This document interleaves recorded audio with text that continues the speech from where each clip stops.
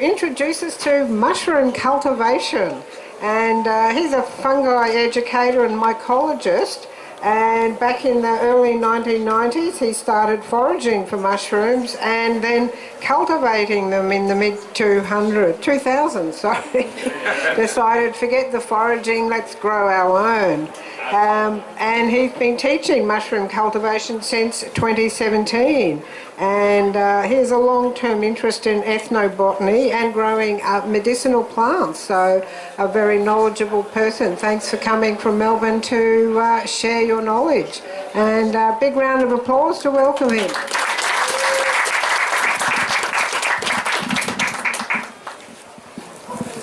Okay, hi everyone. Thanks for coming today. And thanks to the Hemp Embassy for inviting me up, and it's a pleasure to communicate fungi knowledge. I think I'd like to begin probably by acknowledging the custodians of the land here. Unfortunately, I don't know the particular group. It's Bundjalung country. Okay, right. I'd also like to acknowledge the custodians of fungi knowledge, those people who have been brave enough and courageous enough to go out, through the millennia and sample the plants and come to understand their dietary values or their medicinal values, and even their environmental values. I think, there's a lot of knowledge that was passed down about fungal networks through the environment that we're really only discovering now, with all these amazing mycologists who are doing this great work in the forests in Australia and the Pacific Northwest. I'd like to acknowledge elders past, present and emerging, and just acknowledge the land that we're all meeting on today. Okay, yes, so I'm a mycologist, my background is fungi. I just love mushrooms. They're just these incredible organisms that exist in the forest, and they have this mystery and this archetypal aspect to them. They're hidden. We don't really notice them. And particularly the mycelium, we never see it. It's there, it's operating in the ground, it's doing its magic, it's digesting all the plant matter that surrounds us. They're these incredible beings with this chemical knowledge to break down really complex plant materials. Fungi are the only organisms that can break down lignin. Lignin is the really tough kind of hydrocarbon compound that gives trees their strength. That gives them the trees the ability to grow really tall and do their thing. Like eucalyptus, for example, is like the tallest flowering tree in the world, and it's so tough. You go into the forest and you see these trees lying on the ground, and they've probably been there for hundreds of years because it takes so long to fungi to break down these really complex compounds. So, yeah. So today I'm going to teach how to grow fungi. We can use this for culinary fungi, but we can also use it for other medicinal fungi. I do actually have some medicinal fungi with me today, and I am going to use them to demonstrate. They're probably not the ones you're thinking of, but anyway, we'll get there. So this is going to be a little hands-on. I don't have enough stuff for everybody, so it'll be a bit of a limited numbers thing.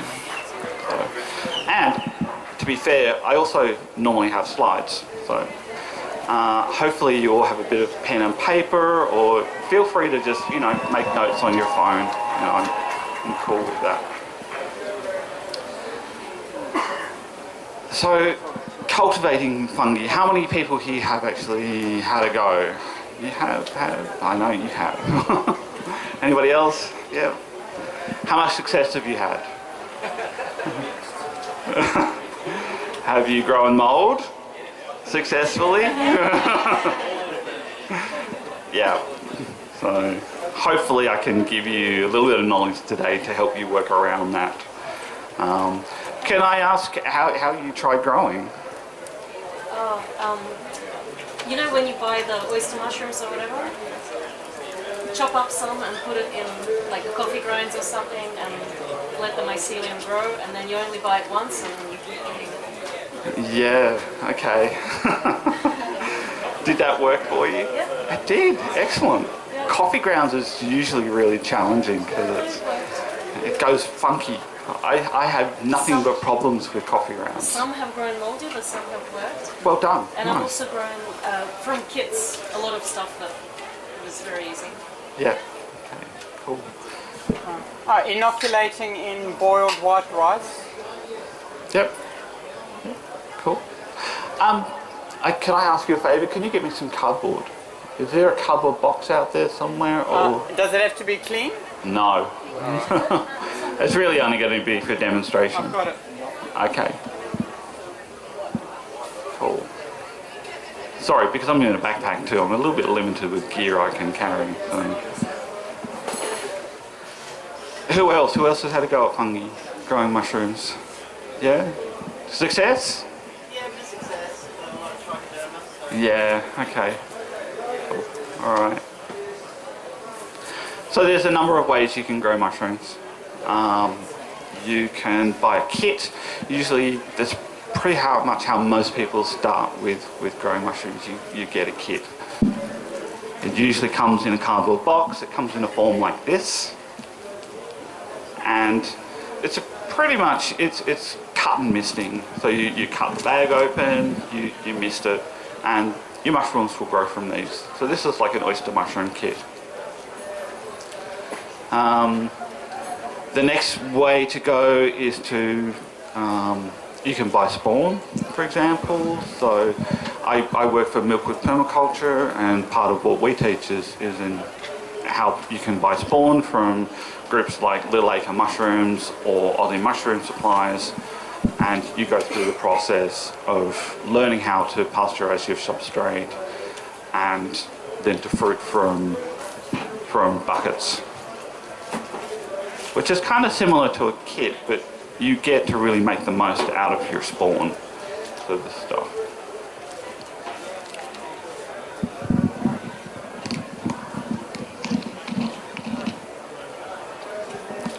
And I'm probably aware I'm using a bit of language that is maybe foreign to some of you. So when I say words like substrate, substrate is the food that the fungi grow through. So your substrate can be anything from cardboard. A really great way to start growing mushrooms is to grow them on cardboard to begin with, like the oyster mushroom method, which I'll demonstrate for you in a moment. But substrates can also be sugarcane mulch, cocoa coir, coffee grounds is another example. You can kitty litter. I know there's people who grow mushrooms on kitty litter.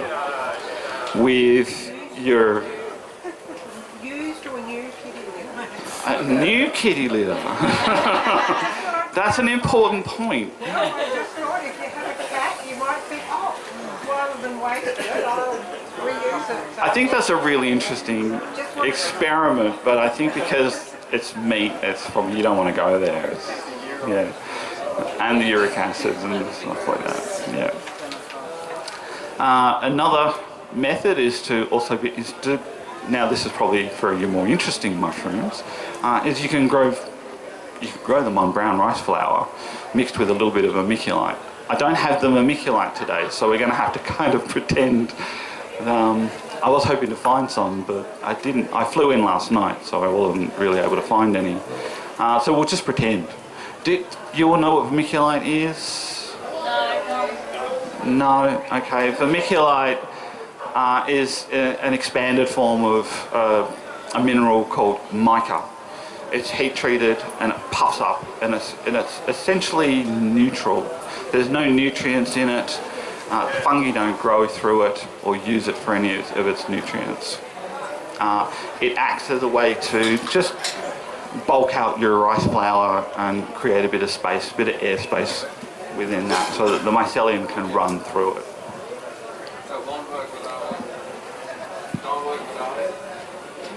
You can try it. Yeah, you could probably use other things as well. Perlite's probably another one, if people know perlite. Yeah.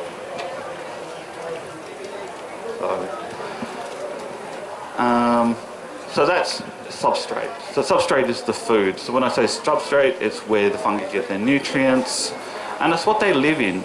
So fungi exist as hyphal threads, is how we refer to them. They're very, very tiny thread-like cells that push through the substrate, through their food. Fungi live within their food. They exude enzymes that then help to break down that food, and then that's how they get their nutrients and their vitamins. So as part of mushroom cultivating, we want to be able to create a really nice, dense food. But we also want to use substrates that are going to be a bit more specific for the fungi. And this is where things like cardboard are really good. What else? Yeah, well, cardboard's good for oyster mushrooms, but not so much for some of the medicinal ones. Toilet roll, yeah, that is. You can use toilet rolls as well. Yeah, the toilet roll tech, it's great. Not when there's a pandemic, though. No.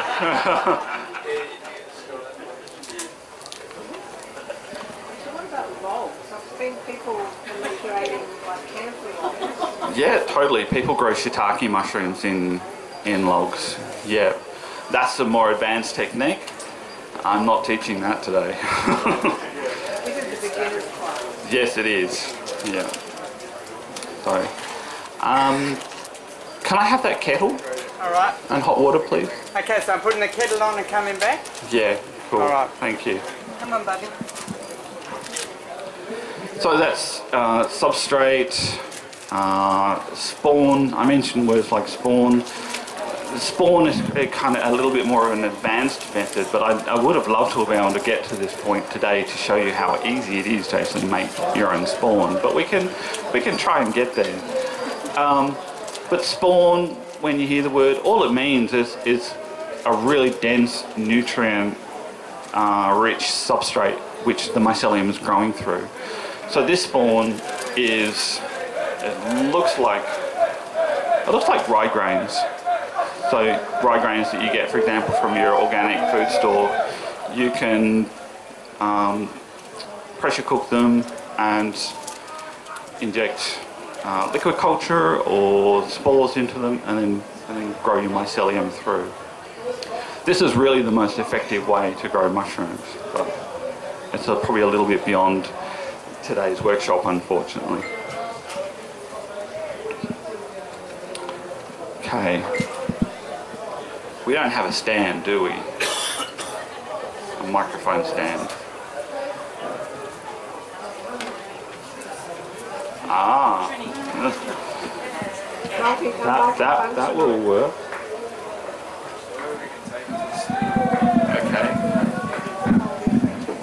Okay, yep, this is great.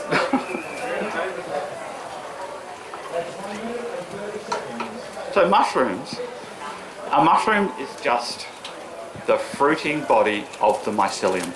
The mycelium and all this white stuff in this bag is the mycelium.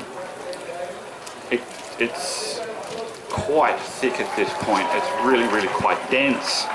And if you're out in the forest and you disturb some leaf litter, you'll quite often see the mycelial threads growing through the leaves or under the sticks. In some cases you can even see it in wood that you might find within the forest. I might pass this around just so you can all have a look. Feel free to kind of break it up a little bit. But the mycelium is the living organism. So we want to try to cultivate the mycelium. That's the important part of the fungus that we want. The mushroom is the fruit. It's the sexual part of the mycelium. The mycelium gets to a point where it realizes it's running out of nutrients, it's running out of vitamins. There's no more space for it to grow. It's completely colonized its substrate. It's at that point that it starts to develop microscopic tiny mushrooms, what we refer to as primordia, and then in time they grow, and then it'll pop out a mushroom.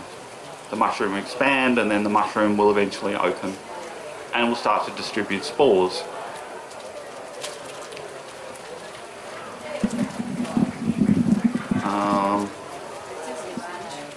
So, a little bit of fungi taxonomy. We have the cap. So this is the bit at the top. And this essentially protects what's inside the mushroom, which is the gills. And it's from the gills that the spores are ejected. And then it's all held up by a stem. So I'm going to hand around some mushrooms as well, so you can all have a look.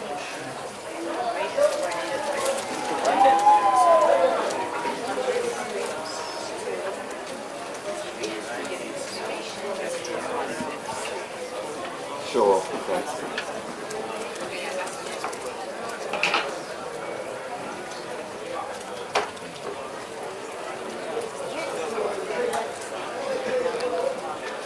And so I've cut the mushroom a different way so we can see where the gills are. So the gills are these really long, thin, plate-like structures that sit underneath the cap. And it's here where the spores develop and are ejected. One of the basic techniques that is quite often talked about is the PF technique, which is all based around using spore prints.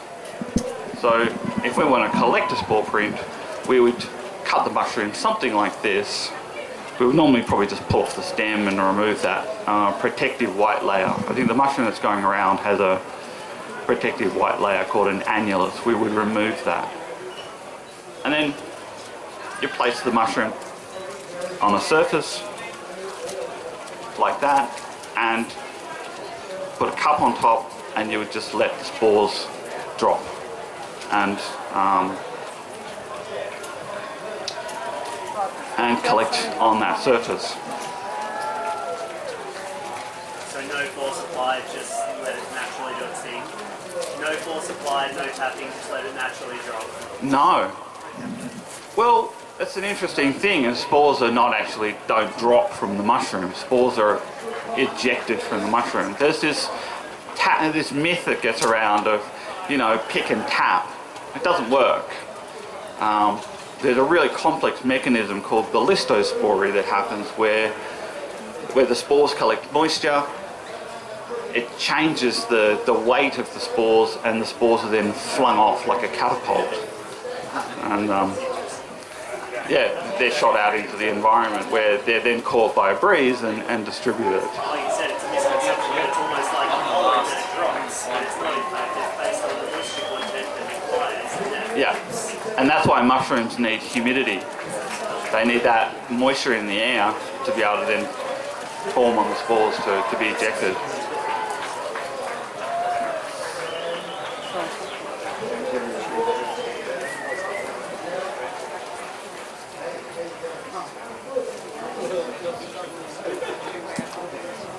Oh, no, that's fine. Oh, I can hold it now.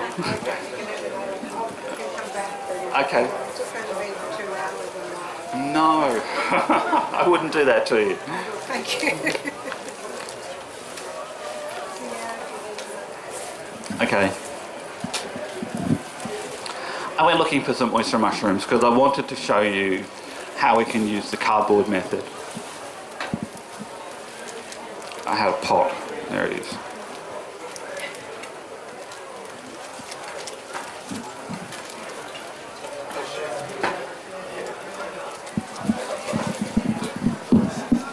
Sorry, I'm not being very permaculture today. I'm using lots of disposable plastics.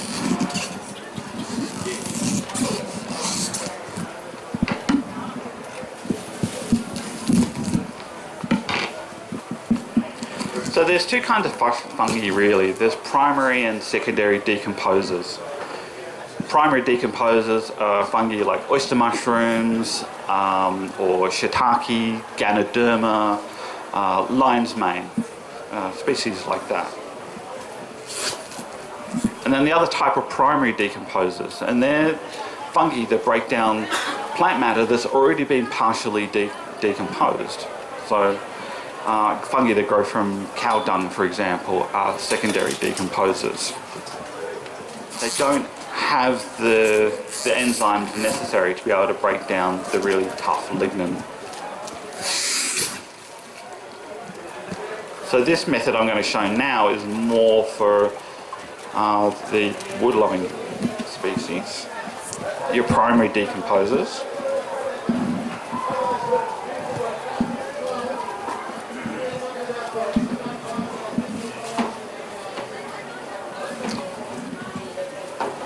So I don't know how many of you go out foraging for Psilocybe aeruginosa. I mean, have you had any sick tests? Or you don't have to admit. Anybody else looking for subs? Yeah, always. I'm yet to find my first Northern New South Wales subs. So anyway, maybe one day. But if you're out collecting those types, this is a perfect. Yeah, okay. I know they grow at Coffs. Yeah, I do intend on going to Coffs at some point.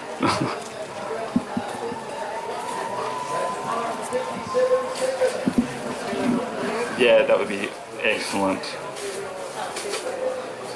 Yeah, cool. No, a little bit more would be good. Can I have all 4?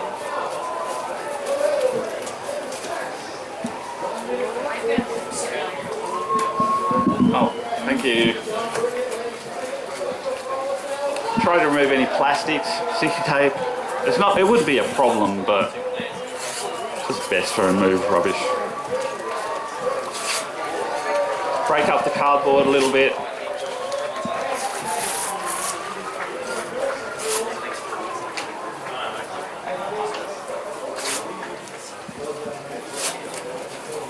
Where did those mushrooms get to? Oh, you ate them, okay. You got high, it's not my fault. Kind of is.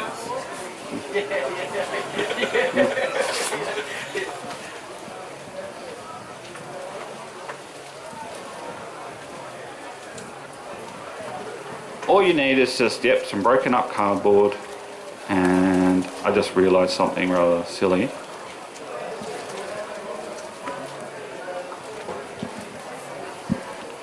This is hot water. I've got cold water if you want. Use your knife. Yeah, I'm going to need to use some of that water, I think. So, yeah, I've used hot water here. It is a scalding risk.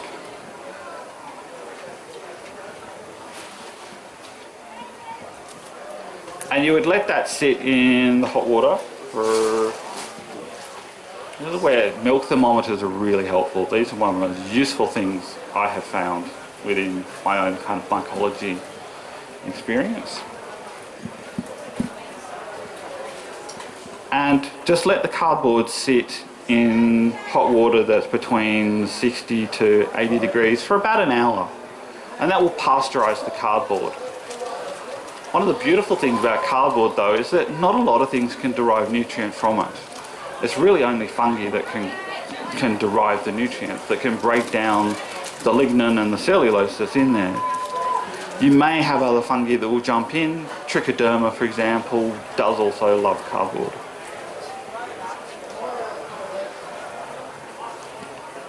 But by soaking it in the hot water for an hour, between 60 to 80 degrees, you're killing any other organism that's going to be there. You'll get some fungi that survive, you'll get thermophilic, not fungi, organisms, you'll get thermophilic organisms that will survive that process, but they're beneficial, they can help you, because they are protective in a way that they can keep other organisms from flourishing. The fungi don't mind them. So I need to pour this water off. Anyway. I can pour it off. Yeah.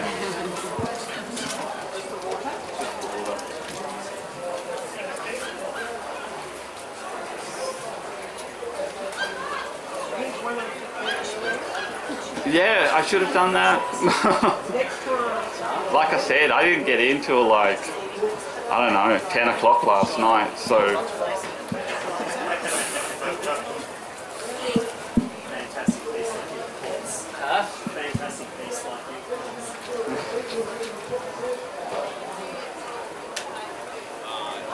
So I'm just using some cold water to cool this down.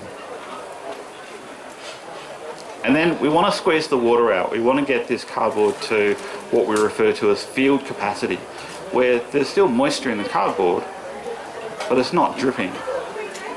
If you have too much moisture, that just creates an environment for bacteria to grow. Bacteria is not your friend.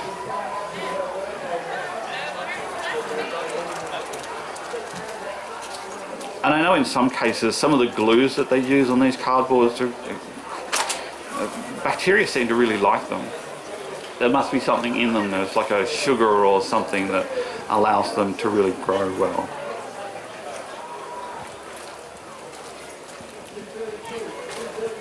So we squeeze the water out, we get the cardboard to field capacity, there's no more water dripping off this.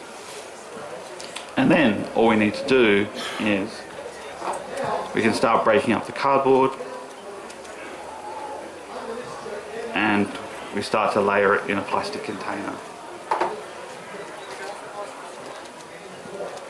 We're pretending that these are oyster mushrooms in this case. It won't work with button mushrooms, with Agaricus bisporus, but if you use oyster mushrooms, it's not a problem. You just go to your supermarket, buy a packet of oyster mushrooms, and all you have to do is just break them up like that.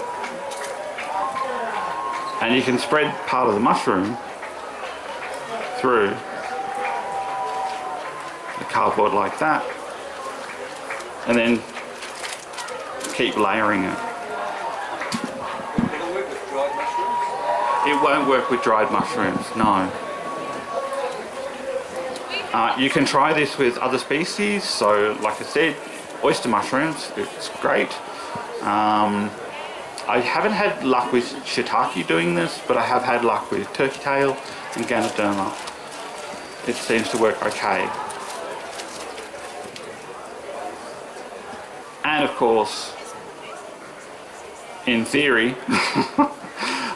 you can grow Psilocybe aeruginosa using this method as well.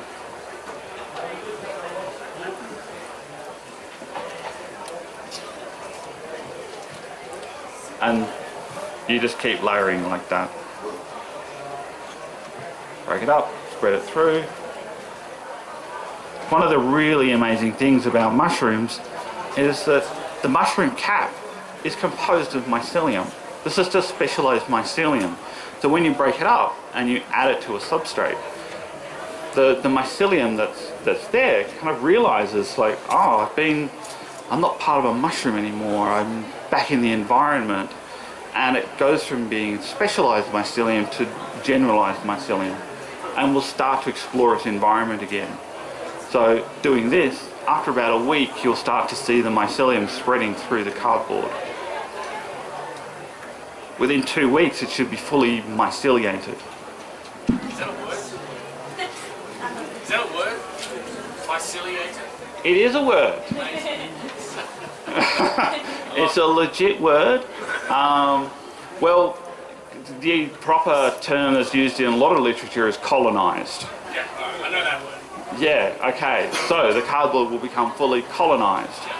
We have this problem in mycology where all the language we use to describe fungi come from other animals or other fields of science. And so we want to try to reclaim our own language in mycology. You know, like for example, we refer to the sexual part of the mushroom as gills. Gills are from fish. Like what? No. We would normally refer to them as lamellae, but most people, it's another word. So we want to try to reclaim our language, so instead of using colonized, it's got a bit of a dirty slur to it, let's use myceliation instead. So it's the process of the mycelium growing through and colonizing its substrate. Someone had a I think it's pretty interesting too, because the Latin that we use as descriptive words also come from like older descriptions, but that's what we use in mycology essentially to describe a mushroom as like old words that mean something to help with the description. Yeah, totally. I know there's a lot of people who are starting to go through a lot of those older descriptions and try to modernize them, you know, because the language that's used is old. It's an old language. It comes from something we're no longer really familiar with. So people are trying to reword fungi descriptions or trying to reword the language around mushrooms so that it's contemporary. Peter McCoy, for example, who wrote Radical Mycology, is the person who came up with the myceliation term. So if you're interested in learning how to grow mushrooms, it's a book I highly recommend. It's about $100, but it's worth its weight. It's awesome. And it covers cultivation, the biology, the language, medicinal aspects. It talks about lichens and the whole range. It's a really useful book. But this is the cardboard method. It's one of the easiest kind of basic methods. I love to teach it because it gives people the confidence to then be able to go on to more advanced techniques. Yeah, I've had a lot of successes using this. And it's great to then get people sending photos going, yeah, I didn't know what I was doing, and then all of a sudden one day I noticed that there was all these mushrooms growing out of the box, and there's this sense of excitement of like, oh my god, I grew my own mushrooms. This is cool. You know, and you did it kind of guerrilla style too. You snuck into a supermarket and you're borrowing the mycelium. I don't know. You know, you get this whole language around, you know, protecting plants and things and stuff, and it's just like, I know people have talked about it with fungi. So, from this process that you're doing here, one thing I would have taken from logic is that the spores themselves from the gill, so I would have thought, logically, that when you place the mushroom in there, that by increasing the humidity of the area allows for the spores to then take on humidity, which allows for it to burst, which therefore deposits and colonizes. There's an interesting point there, is that there are enzymes that are exuded by the mycelium that inhibit spore germination. Wow. So, yeah, so spores that, spores that kind of land near the mycelium are likely not to germinate, you know, but, I mean, hey, you know, we live in this incredibly dry environment in Australia where that substrate is possibly going to dry out. Some mycelium can survive that dehydration process and come back, but if they don't, the spores are there in the environment. Those compounds that inhibit the spore germination degrade fairly quickly, and then that allows the germination in that case for the recolonization of that substrate. And once again, for relatability, where you said the cap acts as its own form, it is its own form of mycelium, but it's not a general mycelium, but it almost acts for relatability like a stem cell that then transfers back to that. Yeah, totally. Which is great. You've just brought up a really key point there, which is what kind of cultivation do you want to do? Do you want to try to grow from spores? Growing from spores can be really, really tricky. Whereas growing from tissue culture, which is kind of what this is, it's the basic form of tissue culture, or stem cells, is pretty much the easiest way to grow fungi. Where'd that bag go? Bring it back, Liam. He doesn't play with it.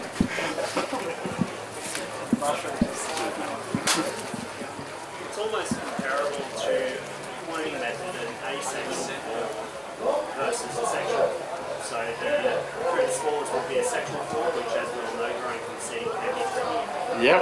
Growing That's what this is. It's cloning. It's essentially cloning. It's like it's taking a cutting. You go out and you take a cutting from your favourite plant, you put it in some soil and it grows roots. And you can grow a whole new plant. It's the same kind of idea. You're taking a bit of mushroom, you're taking a little bit of a sample out of it, and you're cloning it, you're regrowing it. In this case, the cardboard is the food, it's the substrate that mycelium needs, rather than say for a plant which needs soil to then grow through. And but then plants also have a whole other ecosystem that come along with them. There's numerous bacteria that are helping to break down the soil and also provide nutrients as well. And of course we can't forget the mycelium that's within that soil. It's the mycelium within the soil that's actually doing all the work for the plant. So maybe that's a whole other topic. So that's just, yeah, that's probably the easiest method. Then another method is... Can I ask you just 2 rookie questions quickly? You boiled the cardboard, but does the plastic have to be, I don't know, boiled or... This, Yeah. I wouldn't worry about this. The thing with plastic is it usually comes fairly sterile from its industrial process.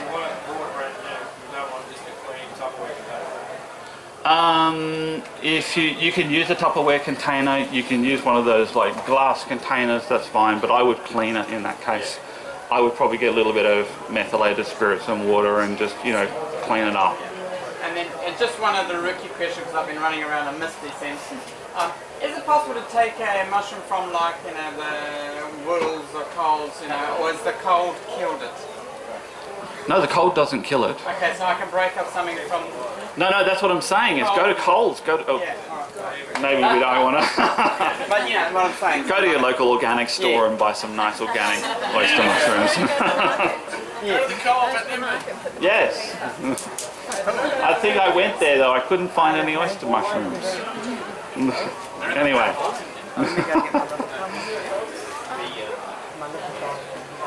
Is there a Coles here? No, I didn't think so. Okay. Okay, bring on the question. Ah, so that's it. That's it. That's it. All you do is you put the lid on. Where do you keep it then? That's it. In the kitchen? Oh, where do you keep it? Yeah. Keep it in... Yeah, keep it in the kitchen.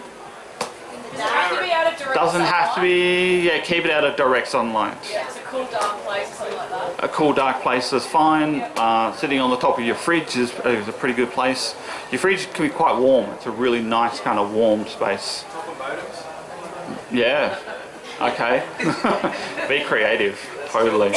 I'm all about the guerrilla mycology. You know, go out, be creative, find, just do it. Be creative with your mushroom cultivation. But that's all you need to do. Temperature is important. Temperature is not so important. Room temperature. Yeah. Mycelium loves the same temperature that we love. Okay. So if you're warm, the mycelium will be happy. You know, like in your space. So 24 degrees is ideal. Less than 35 degrees. At about 35 degrees up, its mycelium really struggles, and that's also helps promote bacteria and trichoderma. Trichoderma loves 30 degrees plus, and if it's there, it will take over beyond those kind of temperatures. It condensates and waters itself.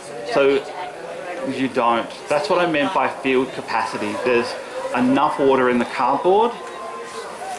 That's all it's going to need for that time period. And it's not dripping, so it's not going to then promote other things, the bacteria and stuff that you don't want in there. The mycelium will grow through that. When it gets to the point where it realizes it's run out of nutrients, it doesn't have anywhere else to grow, that little trigger will happen and it will start to form its own mushrooms. It'll form the primordia that grow and turn into mushrooms, and quite often the mushrooms will just develop and then pop off the cap. Yeah. But if you notice that it's fully myceliated, you can just take the cap off the top of take off the lid like that, leave it like that, and that air will also trigger the mushroom formation. So, and then they'll grow. You could potentially like let it sit like that but you're going to want a fruiting environment at some point, and this is where like perlite or even a larger container with a little bit of perlite and some holes in the side of the container are helpful. You can take the lid off. The humidity in that container will then help the mushrooms to grow. This is where slides are really helpful in this case. So actually,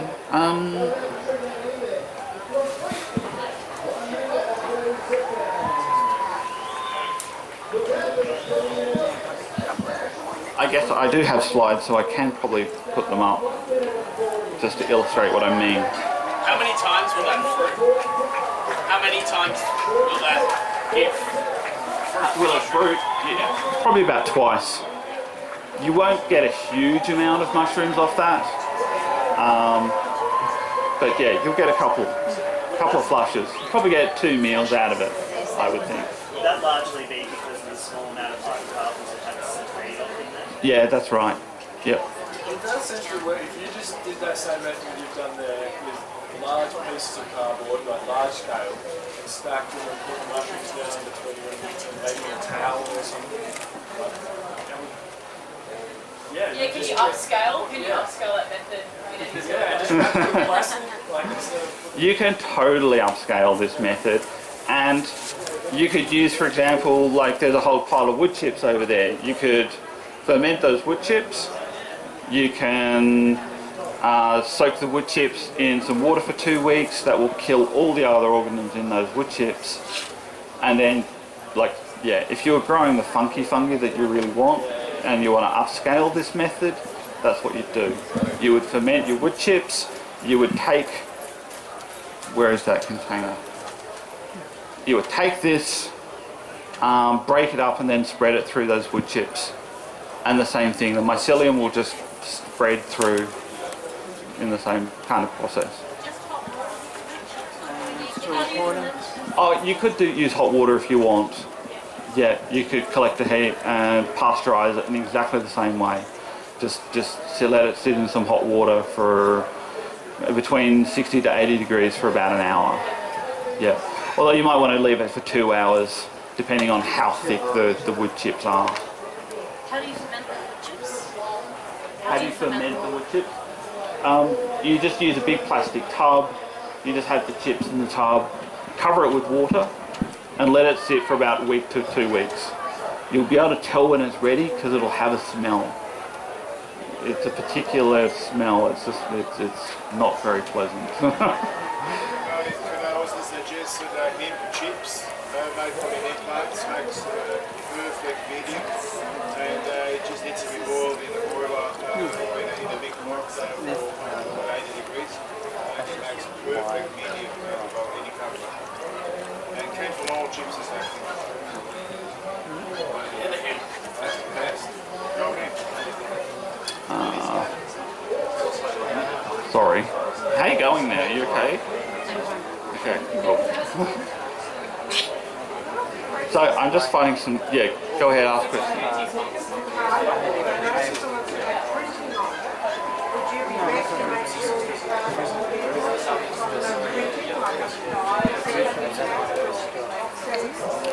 So the dyes are all soy based. They're no longer heavy metal based. So all the inks that are on the cardboard are perfectly fine. Because it's soy, it's organic in its origin, and that includes a lot of the coloured inks now are all soy based. They're cheap, and that's why we have coloured newspapers nowadays. Because it's all soy based. It's no longer heavy metal based, which is really expensive.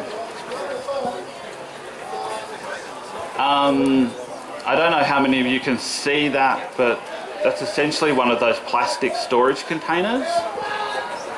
It's got a layer of perlite in the bottom of the container, and what I've done is I've drilled a whole heap of holes through in the sides of the container.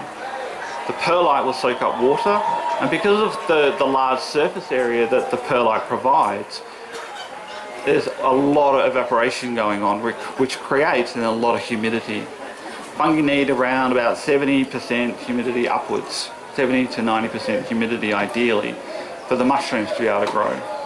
If it's less than 70%, the mushrooms will start to dry out and this won't happen. But something like this is fairly cheap, it's easy to make, and it works a treat. It's really good.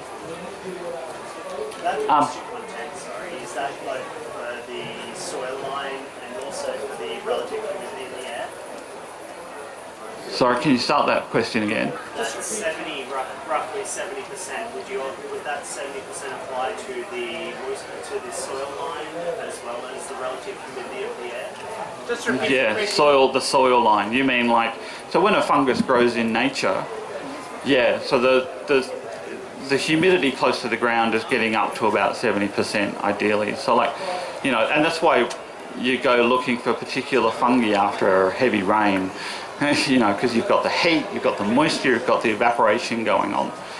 And yeah, you'll find them growing out of those really moist cowpats, for example, or, you know, like, or in a rainforest, you'll in those really moist, wet gullies, for example, is where you find some of the interesting Ganodermas.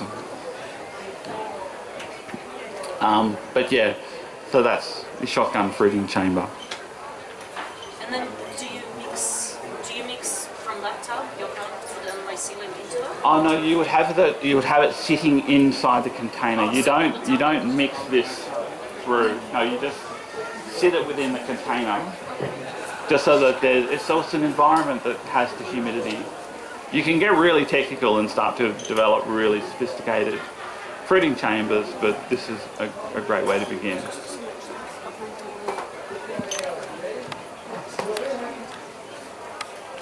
So what happened with the mycelium after the second blossom fruit? Why does it? In a lot of ways, I mean, it's not true 100%, but you know, like after it's fruited a couple of times, you can still break up that mycelium and add it to new substrate. You can add it to new cardboard. Mycelium is weirdly infinite in its lifespan, really. I mean, after a while it will start to age and grow old and not produce as well, but you can fruit off it, you can break it up, you can spread it through a new substrate. It will keep growing for ages and ages. You always work to after a couple of blossoms, you just need more substrate. Yeah, just add it to more cardboard. Okay. Yeah.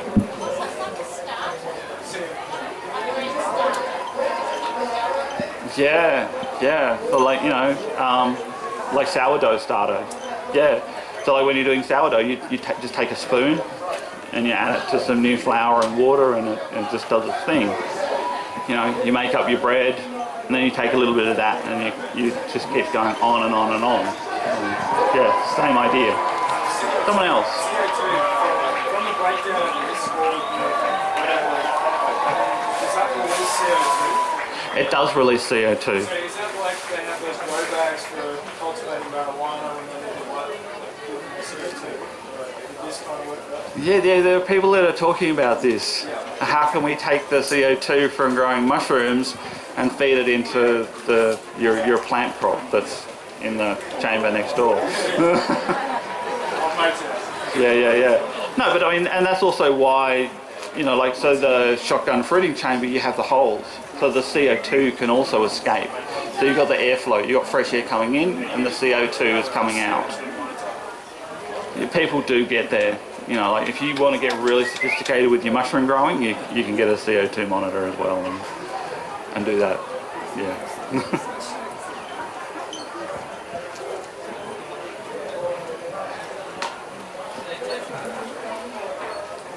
And in a similar way, I mean, you know, if you want to grow oyster mushrooms, you know, you can come back and go buy your spawn. You can do the same thing. Instead of using the mushroom, you can just mix the spawn through the cardboard and grow it out like that as well. An alternative method. Or through wood chips. So that's the cardboard method. It's one of the easiest, it's the most available ways for you to start growing your own mushrooms. I love it. And it's it can fail. It's not a guaranteed process. But it will give you the confidence to then go on and try more advanced methods. Quick question. Once I open the spawn bag, do I have to use the whole bag, or can I store it? Yeah, it's best to use it in one go. So, yeah. I wanted to cover very, very briefly the PF-Tech. Because it is pretty much then the next kind of entry-level technique.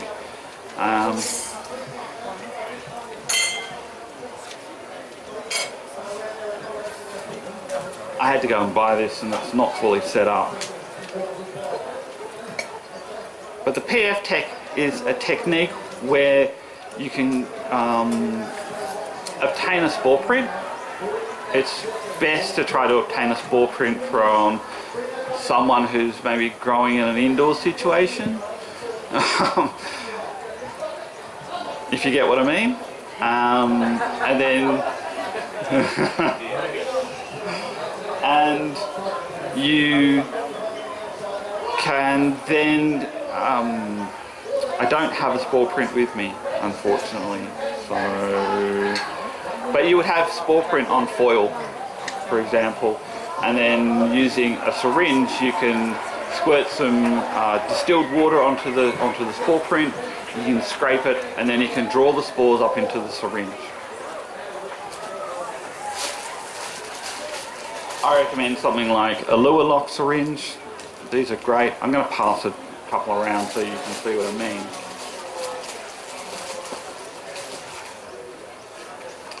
You can go to a pharmacist and just get the normal kind of syringes for, they sell them now for helping kind of give medication to kids.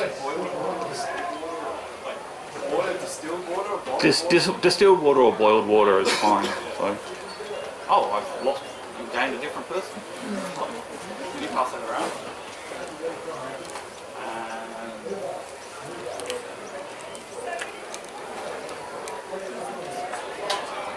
These are really, really good because they have like a little screw in them and you can screw the syringe in, which makes the syringe kind of stay in place.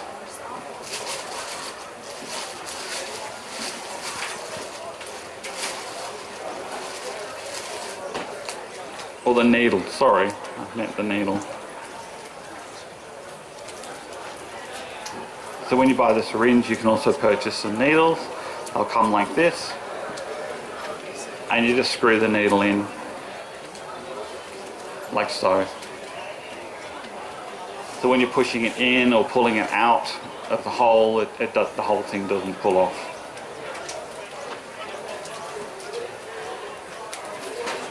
I'll use close so it doesn't matter. So it's like a 14-gauge syringe or something, not necessarily a sharp syringe. No, I wouldn't use a sharps. No, I mean you can if you want. It's up to you, but yeah, you want to draw. Yeah, those things take ages. No, these are great. This is like, if you're interested, come up later and you can have a look at the gauge of the needle. But it's the you can see how big the hole is. You know, but effectively you would just kind of squirt a little bit onto the surface, onto the spore print, rub it. And then you draw the same water back up again, like that. And you draw the spores up into the syringe.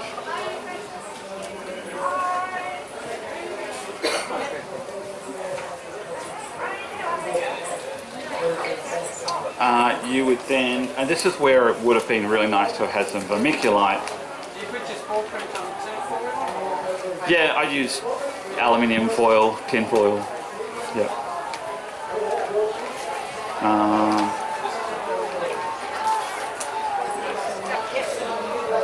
But the PF-Tech is based around rice. So a lot of the modern kind of cultivation techniques come out of the whole cubensis culture of working out how can we grow magic mushrooms on a substrate. And the chap who was with Gordon Wasson, who was the first American to try magic mushrooms, he had a researcher with him who took spores, went back to his lab in France, and then worked out how to grow magic mushrooms on rice. And that was the technique for quite some time, was using rice grains to grow magic mushrooms. At a certain point, Terence McKenna and Dennis McKenna, I think it was the other way around, it was Dennis McKenna who worked it out, and then he shared it with his brother Terence McKenna, that they could also grow. No, it was through another chap, Kalu, but yeah, it was Dennis and Terence who then popularised the method of growing on rye grains, which is also another method. So, you know, and it's pretty much the same as what's in here. These are rye grains, and the mycelium has myceliated these rye grains. And then from that, you can then just have a monotub, and then have that in the container, and then grow the mushrooms like that. So are the grains less soaked to get You have to pressure cook them. Yeah, you do have to go through that process of pressure cooking. Yeah, so it does get a little bit more advanced, yeah. But in 1989, 1991, a guy named Professor Psilocybe fanaticus came up with a technique called the PF Tech, which was using brown rice in mason jars. So these kind of jars that are used for making jams or for preserves. And we're simply just having the lid.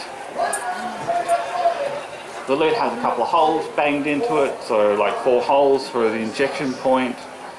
And in time, he then also worked out that rather than just using rice,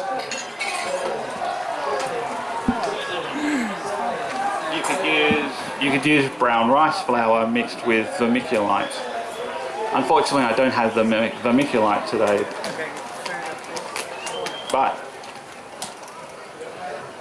you know, you would fill the jar.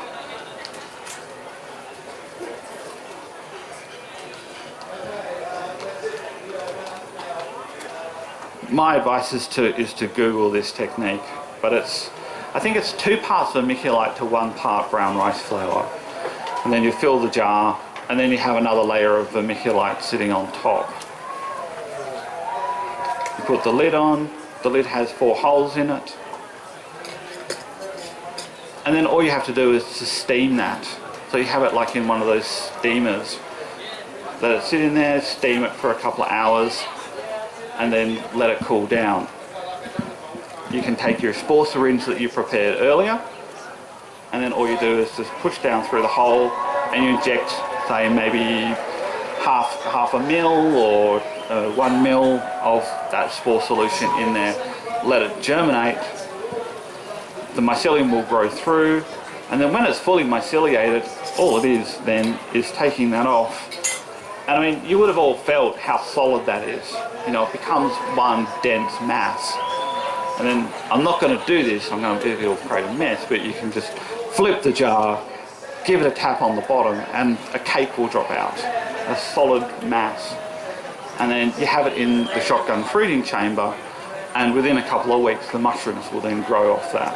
So, and it can be used for a variety of different mushrooms, but it's most commonly used for cubensis. So, it's really easy, it's really accessible. These jars, you can get them in most places. It's the spore print. You just want to make sure you get a really plain spore print, and yeah, you just get really good syringes.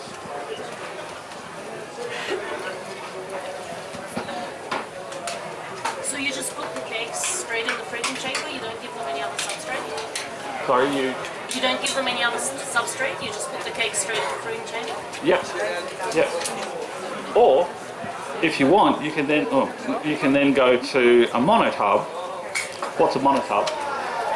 It's essentially your monotub here. It's one of those plastic containers. I've melted holes in the side using tin cans. So heat up a little tin can so it's really hot, and then it just pushes through the plastic. You cover those holes with micropore tape, which I forgot to bring. Sorry. I didn't come very well prepared. Micropore tape is it's that, I think most of you know what it is. It's brown or white. Papery. It's paper, yeah. You can get it from a pharmacist. You can get it from a pharmacist. You use it like on sporting wounds and things. It's just like it's something you might want to protect your skin. The paper form of plastic. That's the stuff, yes. It's sticky, so you peel it off and you can just cover the holes with it. Some people use polyfill, and they will just shove polyfill in the hole. Polyfill is the stuff that they have in pillows.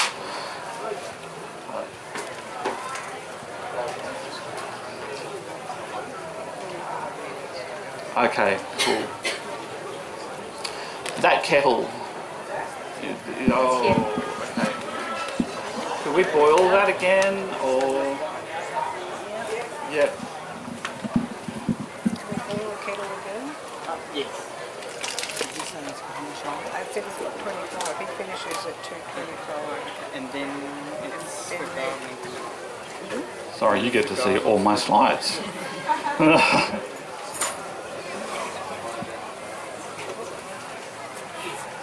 She doesn't drop the phone, microphone, everything is fine, I guess. Yeah, yeah.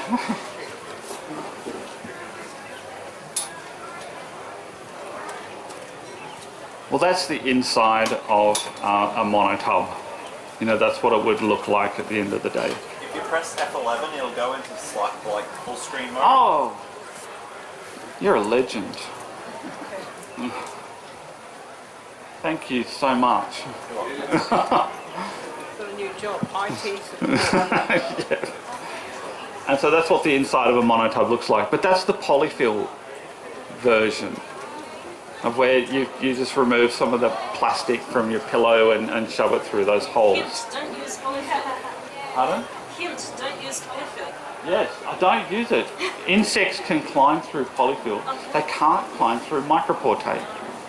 So if you've got a problem with fungus gnats in your house, you know, you have a lot of house plants, those fungus gnats will invade your fungus grows. I guarantee it. Okay. Now, running out of time, so I'm going to try to race through this next bit.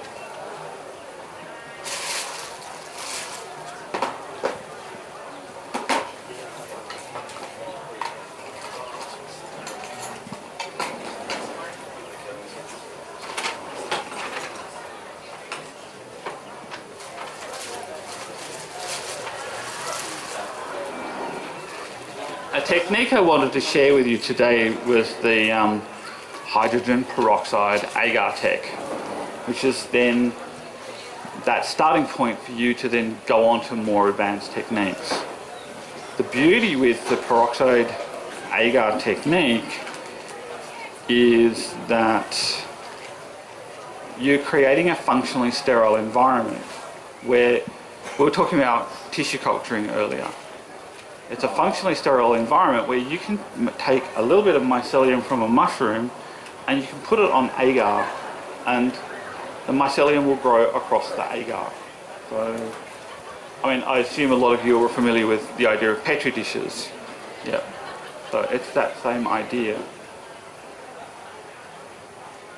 And from there, from growing your agar, your mycelium on a petri dish, you can then go to different levels of cultivation. So you can start to use liquid cultures, which is where you're growing mycelium through a liquid substrate.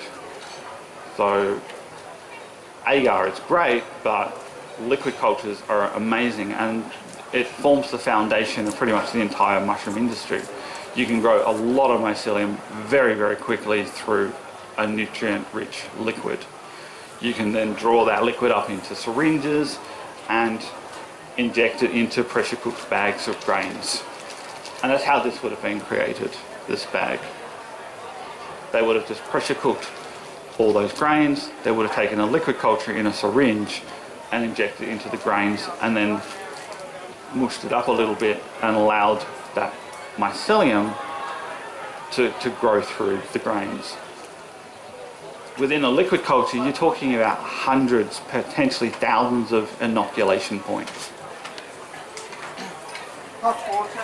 Thank you. Are you all having a very interesting day? Can I have another helper? Thank you. Is there another talk after this? There is. Okay. All right. Okay. And we're down to what? 20 minutes. Okay. Okay. I don't know if this is actually going to work. Could you unpack those and lay them out for me? Okay, so to do the agar technique, you need a teaspoon of agar, and this is agar. It comes from a red, what is it, red algae. Woolies. Like a grocery shop? Asian groceries. Yep. I'm adding this to a tiny little bit of cold water, because normally I would do this by adding it to 200 mils of cold water,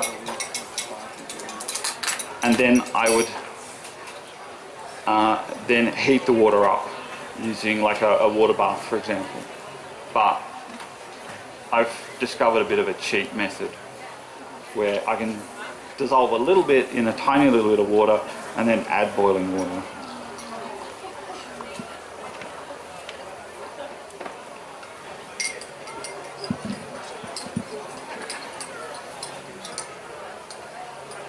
Is that because the agar itself, if you add hot water directly to it, deactivates it? No, the problem is if you add hot water directly to agar is it starts to gel instantly and it goops. Like it just forms like a goopy mass, and it's a pain in the ass to actually, you know, like I've developed a whole method of just like heating the hot water and then very, very gently adding the agar powder to hot water. And then I was just like, why am I doing this to myself? Just trying to understand why you're adding cold water then hot water. Yeah, no, if you add it directly to hot water, it activates straight away and just becomes goop. So is it 1 teaspoon per 200 ml of water? Yeah, so 1 teaspoon to 200 mils of water. Yeah. I don't know if this is going to work. I've got my fingers crossed. What temperature? You want to try to get it to 90 degrees. Was that? Yeah, that was you. Yeah.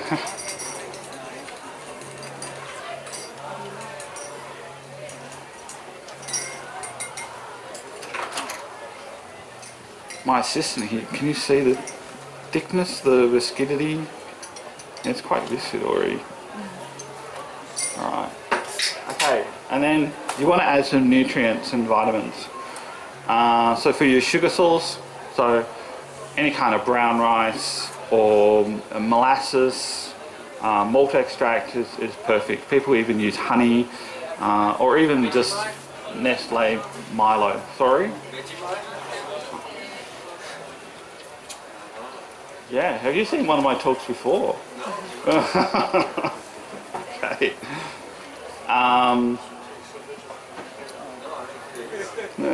Well guessed. Will that increase your chance of contamination? Vegemite? Yeah.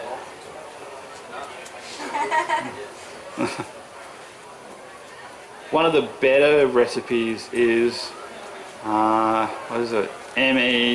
MEYA, malt extract and yeast agar. So that's what the Vegemite is. The Vegemite is a yeast extract. And so it's just a really common recipe in labs. Sorry, I'm having difficulty here getting this off. You just use yeast, like always use?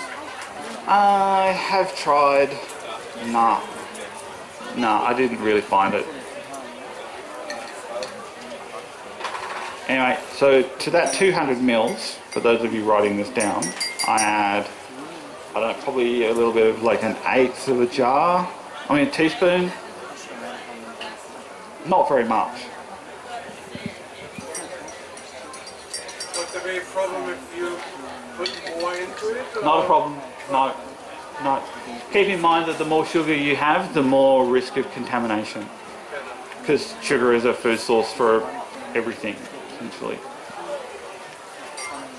You want to find that balance between feeding the mycelium, but also encouraging it to grow.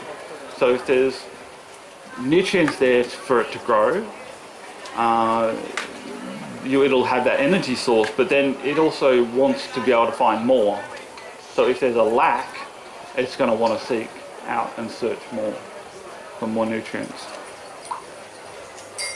What happens if you've got no eggs? You just chuck it.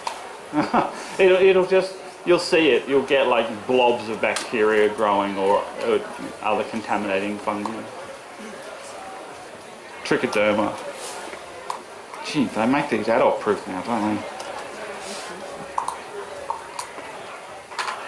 And I add a tiny amount of Vegemite. Like that much. Really not a lot at all. And the thing is with Vegemite, you can smell it.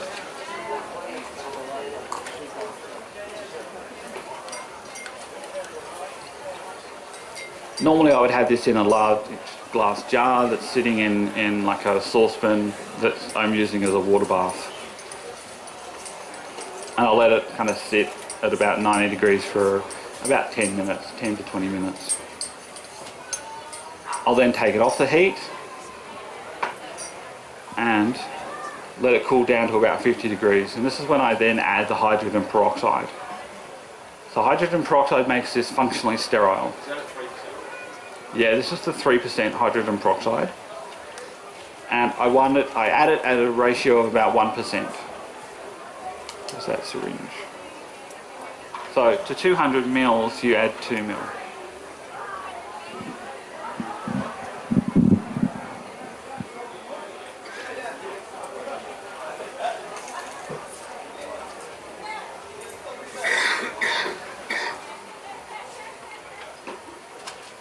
So about that much, if you can see it. And this makes this agar functionally sterile. It means you can use this agar out on a normal kitchen bench. We can do tissue cultures here now, and we've got a good chance of them surviving. Whereas if you don't use the hydrogen peroxide, they will go funky within days. You'll get, like, because we're surrounded by spores. We're breathing in spores as we speak here today. But those spores will land on there and will germinate and will contaminate those. The hydrogen peroxide destroys the spores. So any spores that land on this agar will just be instantly destroyed, allowing then the mycelium just to grow and grow across the surface.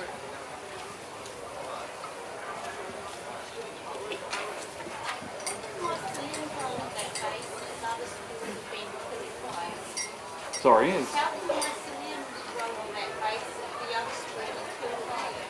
Because mycelium uses hydrogen peroxide as part of its breakdown process. It's one of the enzymes that fungi exude to help break down cellulose and lignin. So because they're familiar with the hydrogen peroxide, they're not used to that concentration that we're using, but they're familiar with it enough to then upcycle the mechanisms that they use to create their own hydrogen peroxide, which makes them able to withstand that concentration. They'll get shocked, but it will survive and will then grow.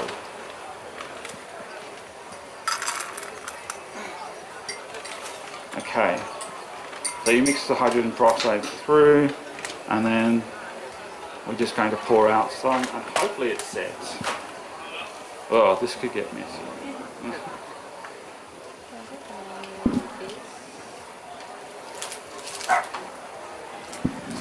These are just little sauce containers from Woolies.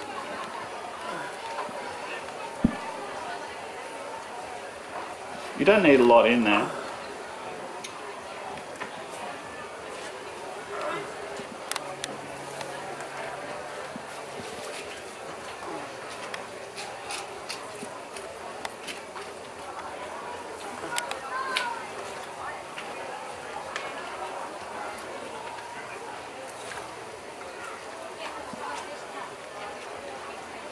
And really you can add as much and as little as you want. But I mean, you could stretch this out across, you know, heaps. There's still quite a lot left in there. And then wait for it to cool, and when it cools it sets. Well, hopefully this will set. It might just stay liquid. Where am I?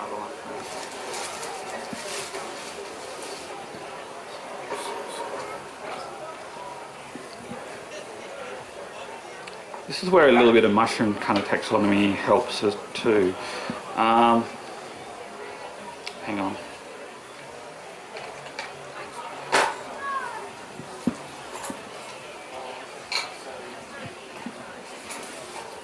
So you could use a sharp knife for this, or in my case, I bought some scalpel blades. Scalpel blades are great because it means that the blades come already sterile. And a lot of this stuff you can get from medical supply stores. You can just walk in, you can ask for syringes, you can ask for the needles, you can ask for the blades, the scalpels, surgical scissors, all that stuff.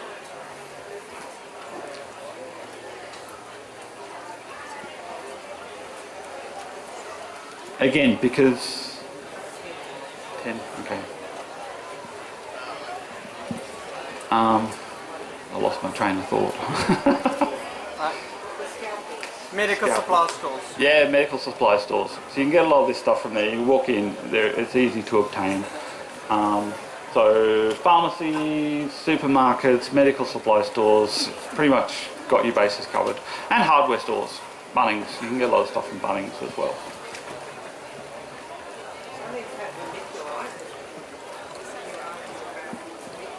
Yep.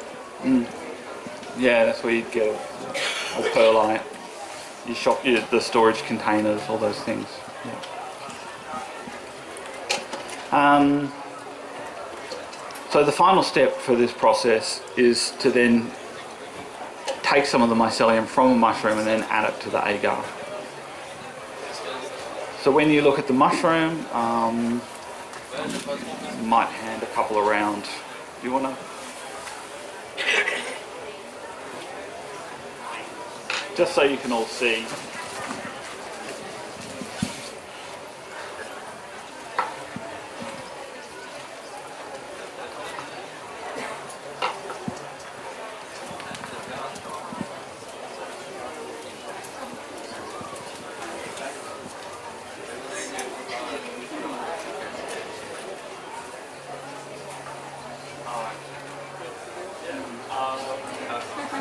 I'm going to throw mushrooms at somebody.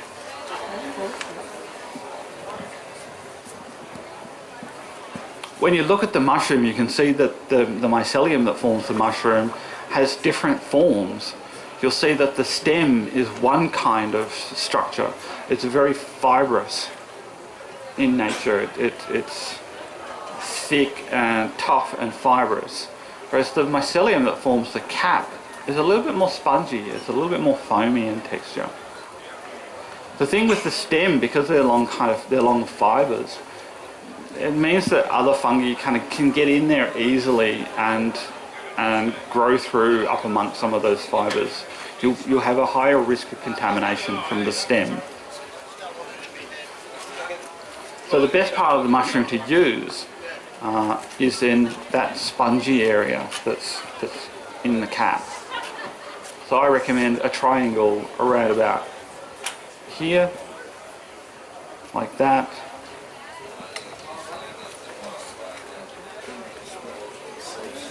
So something like that. And that's about, I mean, that's still quite a large chunk comparably. So you can take that chunk and about,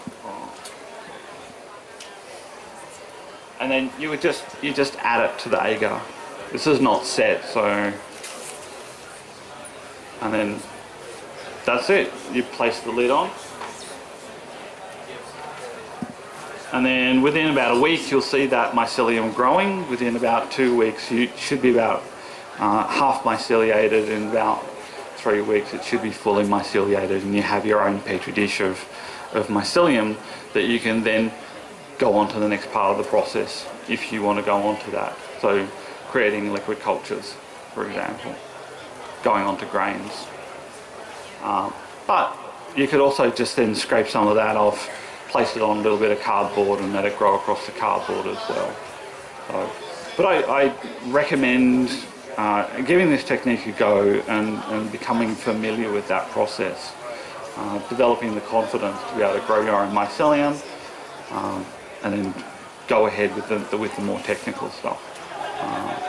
And maybe next year I can come back and do an intermediate with all of you. Yep, okay.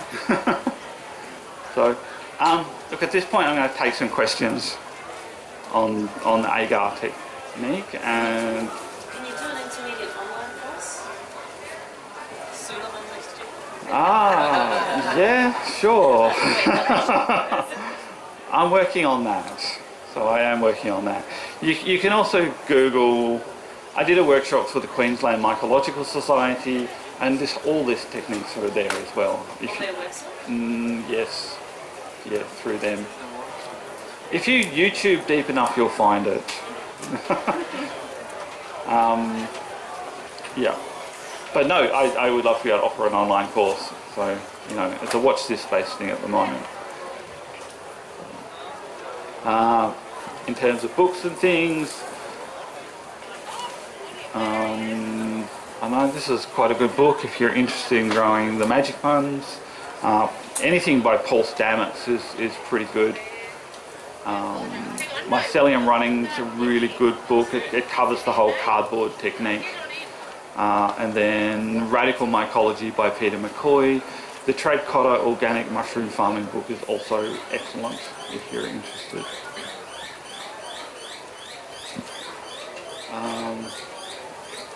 Yeah, and I do run other workshops in other places, so if you're in Brisbane, I might be running one there soon, or other places. I don't know, I do a lot of work with a group called Entheogenesis Australis, and I know that in time where they're going to offer some videos as well showing these techniques.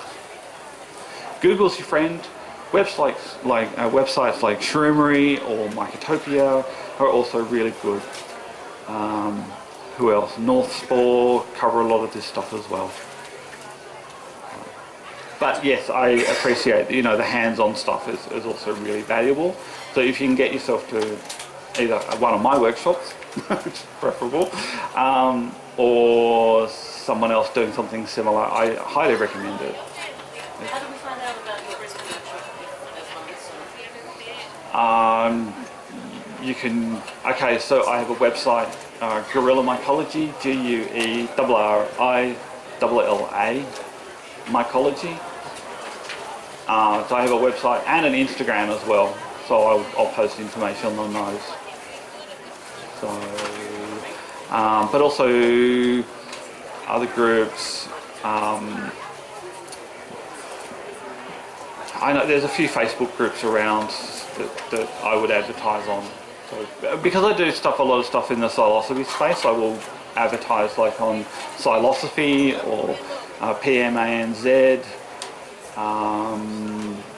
P.I.N.P. or even some of the forage and grow groups as well. So, yeah. I think that's pretty much me. Sorry, I kind of ran out of time for the hands-on element, and it was a little bit limited anyway. So I do apologise for that not happening. Thank you. Cool. Yes, well, a big round of applause for Kane. That was amazing. I mean, even if we didn't get hands-on, just seeing it happening is so much better than trying to read it in a book and trying to scratch your head. So thank you so much for sharing your experience with us. And if you want to see more of Kane, he will be back at 7 p.m. tonight to talk about psilocybin in Australian mushrooms, I think. And a big shout out, thank you very much for our microphone stand as well. Who did a much better job than I was doing. And this Yes, and all the other lovely helpers. This So, evening's talk will have a movie presentation, slideshow presentation as well, so it'll be all visual. Yeah. We want to see the mushroom. That's the one. So don't go away. Coming up, we have a growers forum. We'll have Jared is going to be facilitating that, the Master Gardeners Forum. So I'm guessing that's how to grow your marijuana. And that's kicking off at 2:30. And when that finishes, 4 p.m. is the combi convoy up in the main street. There will be combis, more combis than you can poke a stick at. They're on their way from Byron. They're heading up to the hills. So don't go away. There's more fun and games are happening.